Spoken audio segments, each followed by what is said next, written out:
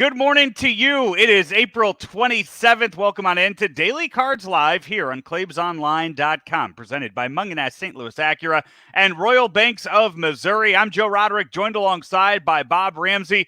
Rammer, not much offense last night, but still a lot to talk about in the Cardinals' 3-0 loss to the Mets. Yeah, there's a ton of things to talk about.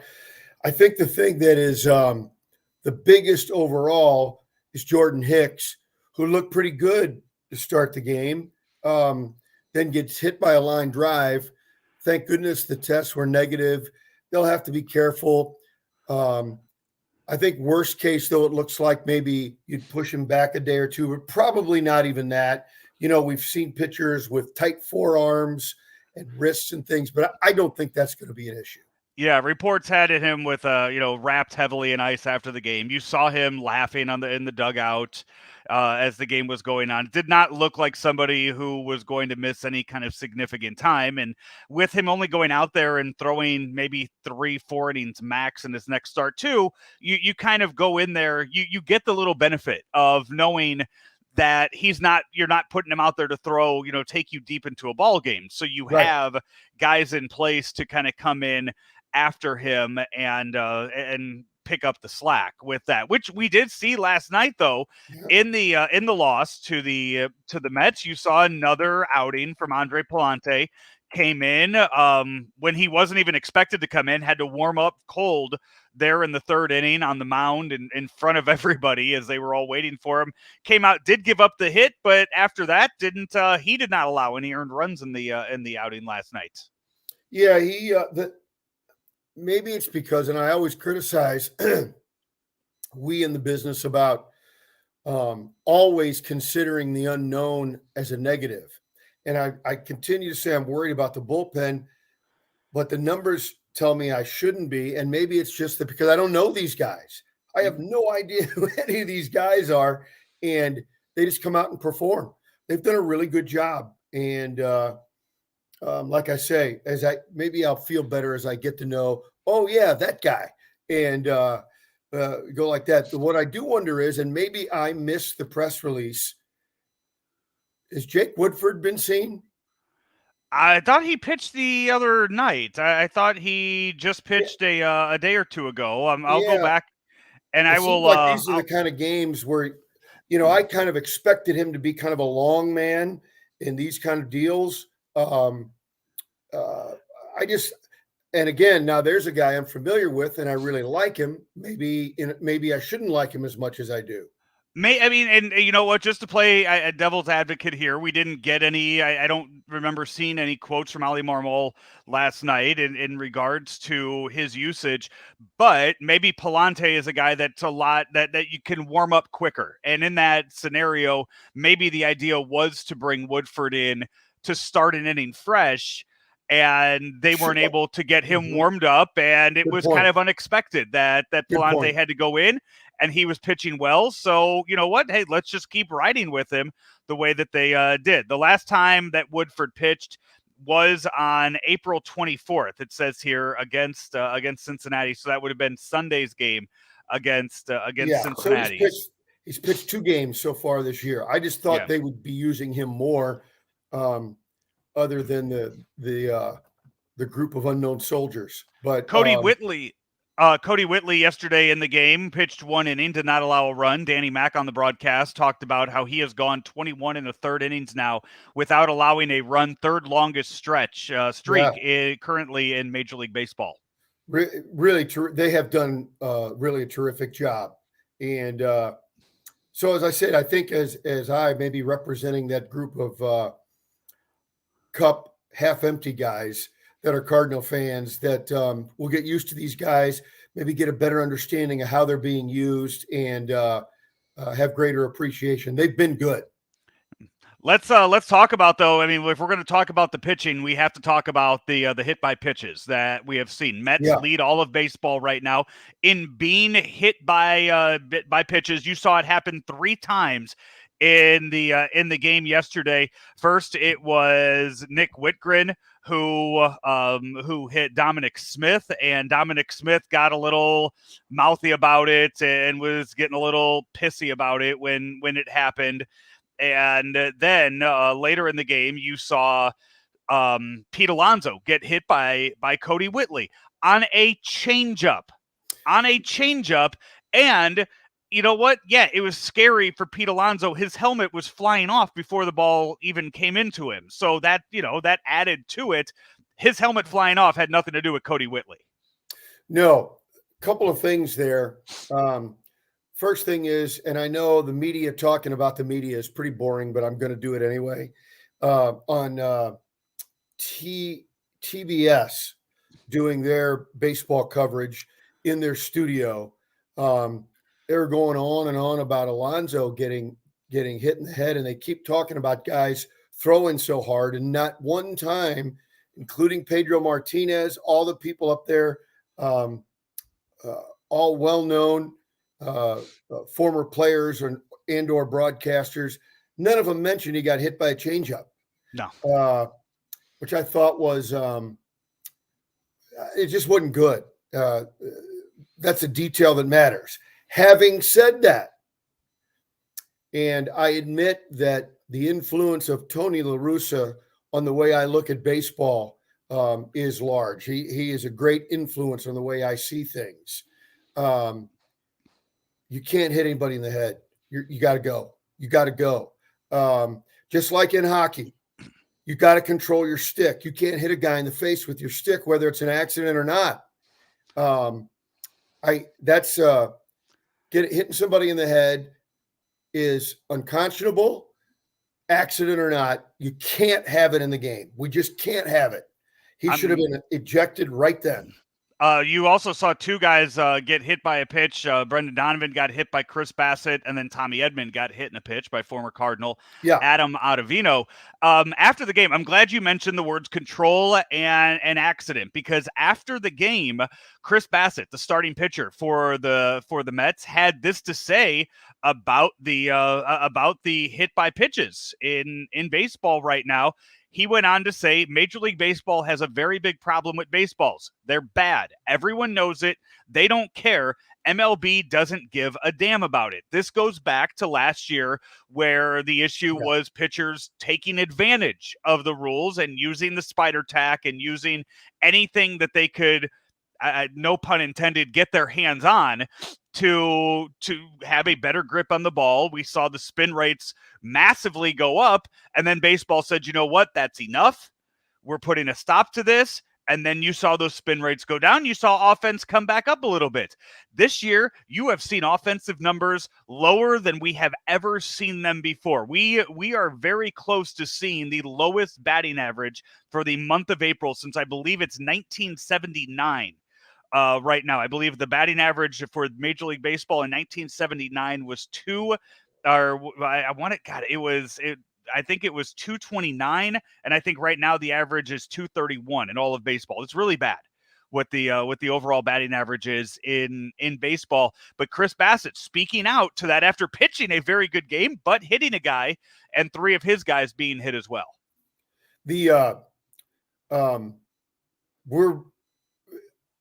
baseball is being used, really hurting the game right now. And it almost feels like we're going back to the dead ball era. Not even the year of the pitcher of 1968. I'm going back to the first 2 decades of the 1900s. The difference is there you had guys hitting 300. They just didn't hit home runs. And that's what we saw last night. Guys absolutely hammering the ball. Arenado, Bader, who from the left side crushed one last night, got caught at the track. The Mets hit one that got caught at the track that was absolutely nailed. If the baseball is going to continue to use dead balls, then players absolutely must change their approach, and they've got to do it like that, which is unfair. If you go into the spring training and, hey, guys, people are going to get hurt using those super balls. We're going to slow it down. You're going to have to learn how to make contact again. nobody would like it. But now you're having a change in midstream. What's likely to happen is Major League Baseball will run through all these dead balls and then juice it up a little more, probably, and we'll see it sometime mid-season with a new ball. And I do. It was 1968 was the year That's the year where of the pitcher. That's the that's year of the pitcher when Bob Gibson had the 1.12 ERA, and then after 1968, they lowered the mound 5 inches. Ramber, so I was right. Right now in Major League Baseball, the batting average for all of Major League Baseball is 231. In 1968, the batting average was 237 total for the entire year. Rammer, pitchers hit in 1968. Yeah. This is the first year where pitchers aren't. That 231 isn't even considering that pitchers are no longer hitting. You know, Joe, it's funny.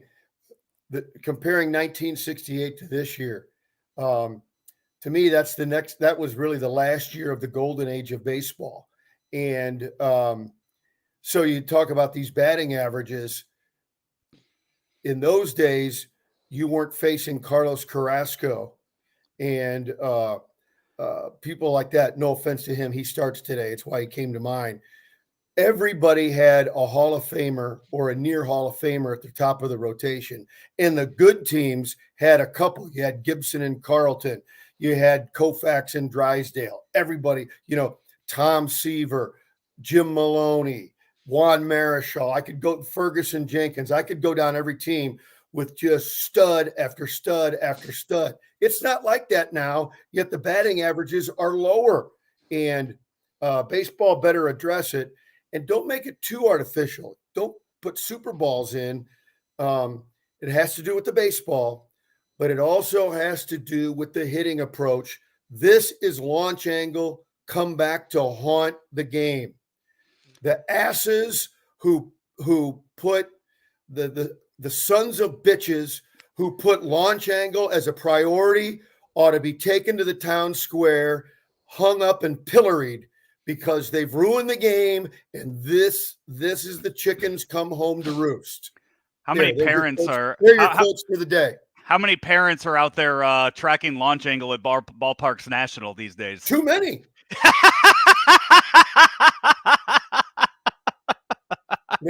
One day, maybe on an off day, we'll get into what I'm seeing with youth baseball. You're in it. You're in the middle of it right now. I am far away from that, and for on purpose. Trust me. I know what's going on there, which is why I'm staying far away from it. Let's do a whole show on that sometime. Absolutely. It can be frightening.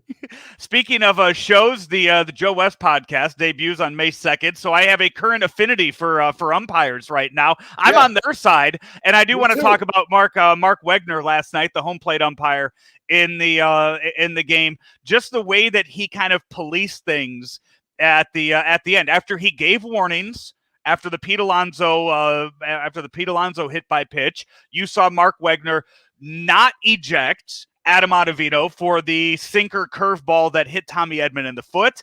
And then he did not eject who was it in the last as the final, was it Aaron Brooks? He did not eject Aaron Brooks for hitting Starling Marte in the game last night. Bases loaded and a 2-run game. Starling Marte gets hit. Mark Wegner with the sense to not eject him either. Neither one of those were malicious with intent in those situations. Good job by the home plate umpire to see that, to realize the situation, knowing that even though he put out warnings, didn't warrant an ejection. Two things there. I don't like the way the umpires use the warnings. No, that was unnecessary. It was unnecessary because they don't need that. They can throw a guy out anytime they want if they think he's done it intentionally. They don't need to do that. That part, I think, intensified feelings. And then after that, I think he did a good job, as you said, calming it down. And until there were a couple of breaks that went against the Cardinals late in the game on ball strike calls, other than that, I thought he was pretty good behind the plate. Yeah, no, I would agree. I agree with that. And you know what? The Mets, they liked the chirp yesterday. You saw Max Scherzer on the top of the dugout getting his money's worth. You start Starlin Marte kind of stare out there like he was going to charge the mound after getting an RBI. Buck Showalter's too damn old to have to go out there and babysit these Mets, and if this is how they want to act 2 weeks into the season, he's got a long year ahead of him in New York. That's true, but remember, they get hit more than anybody in baseball so far, and his guy got hit in the head. So I can see Buck and Max and others being pretty hacked off about it. Today's game, an afternoon game. It is a 12:15 start time.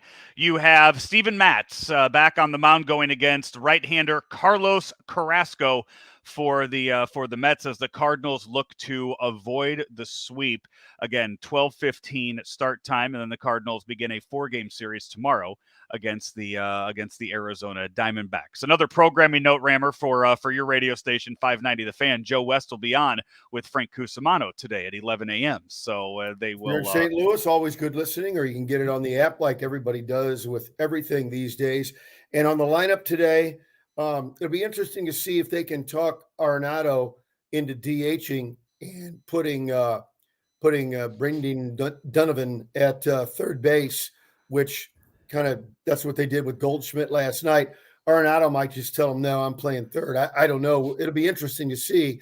And I don't think if that's not the case, I guess you DH Donovan because nobody's done anything against Carrasco. Donovan at short?